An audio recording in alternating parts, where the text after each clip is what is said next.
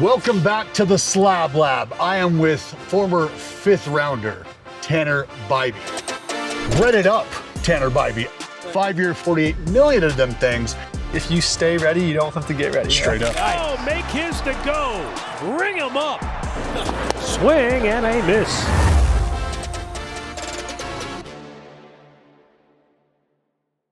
I want to get right to it. I want to ask, what do you think has been one of the biggest key contributors, one of the biggest contributing factors to the growth that we have seen that ultimately leads to a payday that now sets you on a trajectory to continue shoving it up people's ass? I just think it's being able to adapt and how competitive I am. I think a lot of guys, they can start off really hot and then they can kind of maybe taper off a little bit. And I feel like with me, I feel like I'm really a super competitive person. I feel like finding out new things each year that could either like deepen the arsenal or just make it harder for the hitter to barrel at the baseball and stuff like that. What are the study habits? Is there a combination of both? Are we taking a look at ourselves?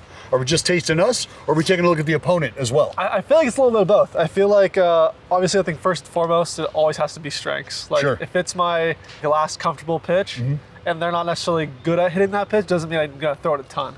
I feel like with me, like I spin the ball really well. Yes. I do all that stuff really well. So I feel like I'm always going to spin the ball to most hitters unless it's really, really a bad spot to throw it. I don't like to dive too much into video because I feel like sometimes I start overthinking. I'm a big Sure. I feel like I am a thinker, but at the same time, when I'm at my best, mine is empty. Mine's empty, and it's just I'm hearing the pitch and the pitch come, and I'm getting it and going. That's when I'm at my best. So many guys talk about, I mean, I'm sure you understand the flow state, right? And that's the flow state that Yeah. you're trying to achieve each and every time out.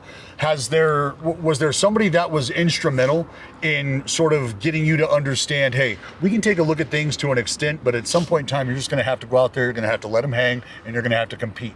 Yeah, I mean, I think it is has been a trial and error stuff. I mean, I work with Brian Kane for mental stuff. The whole thing about mental game is getting back to neutral. Yes. So you can get into that flow state and you're not getting too high or too low.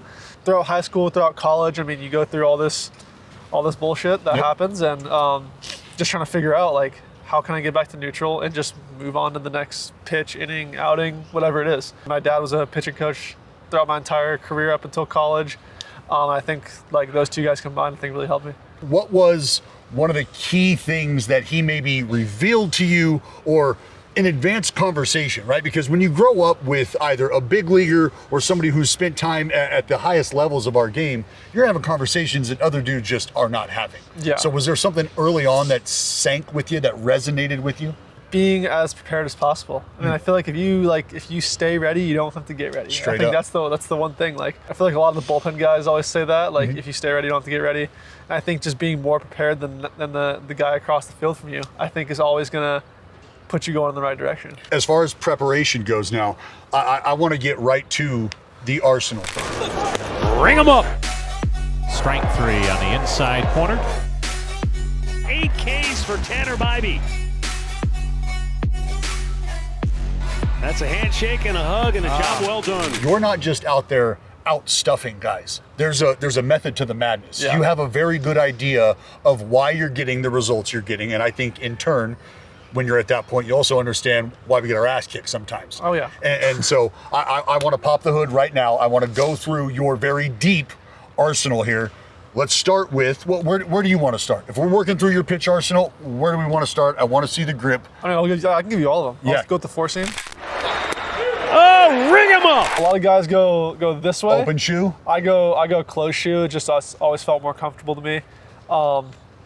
Yeah, that's the four seam. Okay. I don't know if the camera can see it. What's the cue, if there is a cue, in terms of grip or in terms of orientation on the baseball? The cue that I think is the last 2 years, it's been kind of like trying to, not like get around the ball, but kind of just being like here and try to lower the slot and try to let the visuals play. But I feel like when my four seam's at my best is when I'm getting on top of the baseball and I'm ripping it and it's like, it's not 12 o'clock, but it feels like 12 o'clock and I'm getting to right there. Sure. That's when I'm at my best. You're almost out there feeling the catcher's mask, Oh, yeah. right? Yeah. Okay, so that's the four-seamer cross rails. Now, a pitch that we may be seeing, I don't know, a little more of these days. Show me this guy. Sinker?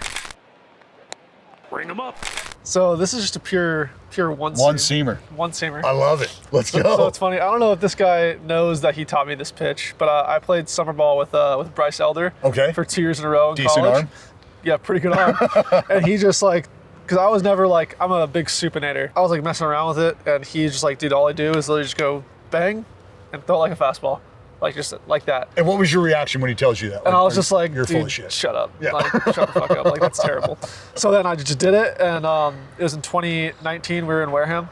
You throw it, and it just dies on its own, and you kind of just like start messing around with it, and it gets tighter and tighter, and yeah, I don't know if he knows that, but.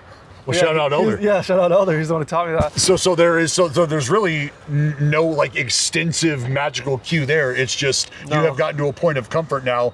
Are you climbing up on the rail at any point in time? Are you trying to get behind the ball at any point in time? I think the only time where I'll change the mindset a little bit is when I might want a little bit more, and I try to almost like deaden the wrist, so it goes like it gets like here, Sure, instead of like being straight over the top. Okay. And you're just looking for some takeoffs? Just looking for some run, yeah. You do feature a curveball. Now the 0-2. Nice. Look at Ring them up. Yeah. So show me what that curveball is looking like. Show me the banger. So pretty much, I'm just right over here and kind of touching that MLB logo. Okay. And kind of the same thing, like I'm not thinking like super here. It's kind of like somewhere in the middle where it's here, and I'm ripping down with this middle finger, so it kind of comes forward and it comes out like that. So again, there's not a big cue here. It's just a matter of consistent release on the baseball, and we're setting up on logo. Yeah, either logo or the Rawlings logo is honestly where I'm most comfortable, because then I can kind of just get into the same spot every single time. I like to throw a lot of my pitches like a fastball. Sure. Just so it's the easiest way possible. There's nothing else that I have to think about other than like I'm gonna rip this right there and make it move. Okay. Show me this guy. Show me the waggler, the change piece. This one's a little funky. Got him looking. So like index finger's not even touching. Just not even touching. invited to the party. No, not at all. I watched this video in, I think it was 22, of Trevor Hoffman. And how he like pushed his thumb into the baseball to kill velo. And that's why my changeup is so slow, pretty much, because I'm pushing into this, and it's like, it was like, I think yesterday it was like 80, 81. And it's just like, that's like the profile, it's not anything crazy, but the whole push-pull of it. Well, that's... Yeah. So you understand, I'm talking to a lot of guys about that. They understand the feel, like it's an outlier because of something. It's not shitty because it's not something else. Exactly, yeah. Right? And I think guys, we get caught up in trying to chase numbers. Oh, yeah. And instead of understanding, well, the numbers and the shape right now have an effect all their own. Oh, yeah. That's what's creating the outlier effect. I think the first like month and a half of the year, I was really chasing numbers, and really trying to get like on top and trying to like rip it like this, and it was just not in the zone, and it was just a non-component. So it was almost just like, you know what, dude, like, fuck that. Get it out here, let's throw this fucking thing and make it work. Yeah, exactly. Because that's something I think a lot of guys, especially with that pitch, they don't really understand, because you're told how many times, get comfortable with the grip and throw it. Yeah. Okay, well, is there more to it? And I think at times there's really not more to it. It's get comfortable, and if you can repeat out here, more times than not, you're going to get the result. It's supposed to be a weak contact pitch, right? Essentially, unless you have like a scuba changeup. Right, which just is swing like, and miss. Yes, exactly. Just embarrass Which like, folks. I do have some swing and miss component in it, but like, if you treat it like that, it's going to get, it's going to be ball, it's going to be uncompetitive, and the whole point of the changeup is for it to be in the zone or below and to get weak contact or maybe swing and miss. I'm so glad you said that, because I think a lot of guys are constantly looking to graduate their pitch to the swing and miss level before they've ever really even figured out how to pitch with this pitch. Yeah. And I think, again, to my point, you have a very clear-cut understanding of why you get the results you get, because you know what you're looking to achieve. Yeah. Cutter. You got him to go fish. This one has kind of evolved over the years. I think last year I had a little lower arm slot, and so it was a little more upshoot, and it was pretty hard, but it was pretty much there last year. So it was pretty much a funky cutter. I mean, yeah, it was weird, and I think with my arm slot, like I was thinking like I'm gonna throw this spiral here. Out. Yeah, I'm gonna spiral out, but my arm slot was a lot lower last year, so it almost came out, and it was, since I was out here, it would come out like straight up, like straight backspin, and it would cut and have that.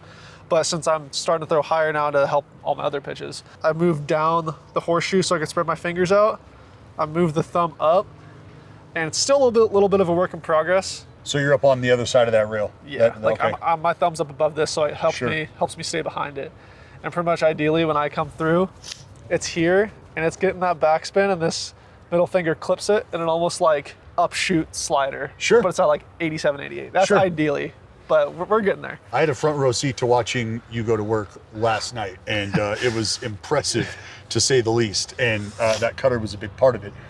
This other pitch, also a pretty big part of why you are absolutely dealing right now. Show me the sweep. Use it both ways. 0-2, that is a swing, and it's strike 3. This is a fun one. So, Well, maybe for you. I don't know about the boys at the dish. They're not having too much fun with it. so it's kind of similar-ish to the cutter, but kind of the same thing. Like this finger is along for the ride. Okay. And it's literally just dominated by middle finger and then the thumb underneath. I feel like a lot of people would think like sweeper, like get it going this way, so you'd want to be like here. Right. But I honestly think like I'm gonna be over the top, and it's gonna come off, and it's gonna rip, and it's just gonna take off that way. And yesterday was probably the best day of the year that pitch has been. Yeah, I would say so. 10 tickets punched, and it was for strikes. It was for swing and miss. It was on either side of the plate, and something that really caught my attention. You have zero fear either side. Either side of the platoon, you can get it. You can catch these sweeper hands from Bryce. And that is what I think is really impressive, because once that pitch was introduced, I think a lot of people got away from, or maybe tried to stay away from, opposite side platoon sweep, right? Yeah. Well, opposite side gyro, same side sweep. And that's just to get these dudes to run out a baseball bat.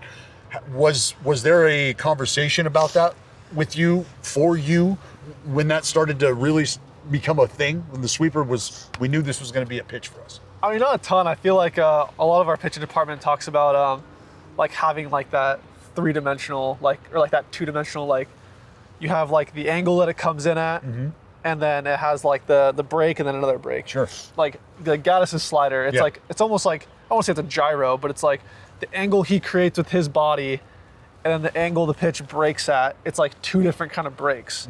So with that pitch, it's almost like they think that I create such unique angles with that pitch.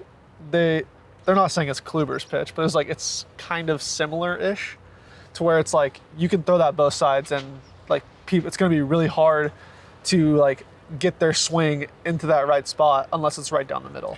Michael King, Yeah. same conversation. And he said the same exact thing, used the same exact name in Corey Kluber. I mean, it just, so, and that's where things gets really interesting for me and really scary, I think, for the opponent, is because you talked about making an adjustment arm angle wise, not because of one pitch, but because of the rest of the pitches and the effect that adjustment has had on. Was that a tough adjustment to make? Was that a difficult conversation to have? Or was it something that was revealed to you and you were like, well, that makes all the sense in the world. Why wouldn't I do that? It was interesting because like in 22, I had a really good year in the minors, and then 23 get called up, and I was doing something super different, getting like super climby with the arm. Like the second half of 23, kind of come back to normal, kind of figure it out. 24, kind of try to put a Band-Aid on things and like lowered the arm slot to try to get the fastball a little bit better, which it did work, but then my shoulder was just barking hard. So then after that, last year, I was like, I need to change something. Like, so I don't want to be able to like take off my comforter in the morning. I want to be able to move. I want to be able to wipe my ass if I can. That'd be great. So kind of figured that out, and like the more natural for me is like being more like kind of over the top and just not like super climby. And I feel like with that, like kind of had to like have some tweaks to the arsenal. I think that's why like the early in the year, like the swing and miss wasn't really there. And I think ever since I made that adjustment, the strikeouts kind of come back a little bit. That was kind of the whole like timeline of the arm slot change. Gotcha. Now, going through an arm slot change, because I'm somebody who I was way up here, and then for the reasons that you find yourself up here, I started to kind of work myself down like, buddy, I just can't do that, right? Like even if it's just 87, I had to figure something out, like how can I play catch tomorrow? So I'm gonna have to make an adjustment. I also found myself at that time moving around on the slab, like where am I best served here based on my repertoire and the pitch presentation? Is that something that you flirted with at all, moving around on the rubber? Because where you're set up at right now is the third base side. And was there ever a moment in time where things were different and you decided, you know what, I think I need to entertain moving around? Yeah, so last year, so there's 2 games last year where I punched out more than 10, and they were back-to-back games. And before the first game, it was against Cincinnati. I had like that arm slot change like I was talking about. And Joe Torres, our assistant coach, is like, honestly, like the angles you're creating, like I feel like moving to the middle of the rubber would be better. And I was like, okay, like I'll try it out. And then I punched out 11 against Cincinnati, and I was like, huh, like, okay. Next game against Seattle, punch out 12. And I was like, all right, like this is where I need to be. Spring training comes around, like have a pretty good spring training. And then year starts, I'm still in the middle. Angle, like since I'm higher, the angles aren't really the same. Not really getting the super swing and miss. Like still getting the weak contact and stuff. But then I think, I forget what start it was, but just kind of, when I got back to it, I think I was like, I need to move back to third base rubber because I'm not like releasing it super third base side. I'm not creating like that unique angle. Right, tilting the plate the way we like to. Yeah, so I need to move back to the third base side so I can kind of still get that angle that I was getting last year. So there's been a lot of tinkering these past like first couple months of this year, trying to get to be effective, but also be able to wipe my ass in the morning. Well, you know, and I think that we all like that. And I think the numbers kind of tell that story, right? Because maybe it was a bit of a struggle early on the first few starts of the season, but to your point, you're tinkering. And I think, again, credit to you to be able to pitch yourself into a position where you have the freedom to go out there and try to discover some new things, try to manipulate some things. I told you what really caught my eye was for you pitch usage. And when we're talking about squaring off against the right-handers, I mean, you throw 4 different pitches, 22% plus against the right-handers. That means at any point in time, they could be getting any different pitch in any different location.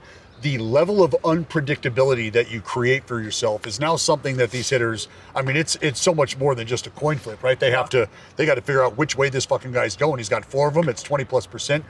What led to that? And was there a certain pitch that you saw have an impact that said, you know what, this one works, I'm watching this one play off of that one, we need to just continue this steady mix-up? Yeah, I feel like I always want to be unpredictable. Like, I don't have like the Scooble, like I'm just gonna throw my strengths and I'm gonna beat everybody. Like, it's not 101. Yeah, it's not 101. It's not like Garrett Crochet. It's not like that kind of stuff. Like I have good stuff, but it's not like that. Like I have to be able to pitch a little bit and be kind of unpredictable.